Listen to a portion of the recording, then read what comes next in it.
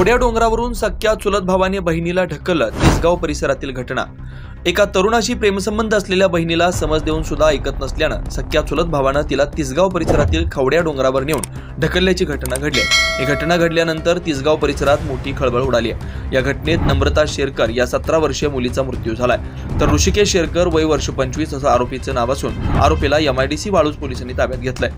आपल्या MIDC वाळूज हद्दीमध्ये एका 17 वर्षीय मुलीला जे आहे ते खवड्या डोंगरावरून तिच्याकडे लूट करण्यात आला। नेमकी घटना काय होती आणि कशा पद्धतीनं गुन्हा आपल्या MIDC वाळूज पोलीस ठाण्यात दाखल झाला? आज दुपारी 2 ते 2:30च्या सुमारास आम्हाला कॉल आला की खवड्या डोंगराच्या कडेवरून एका मुलाने मुलीला ढकलून दिले म्हणून। आम्ही स्पॉटवर गेलो आणि तिथे त्या मुलाला काही लोकांनी पकडून ठेवलं होतं पळताना।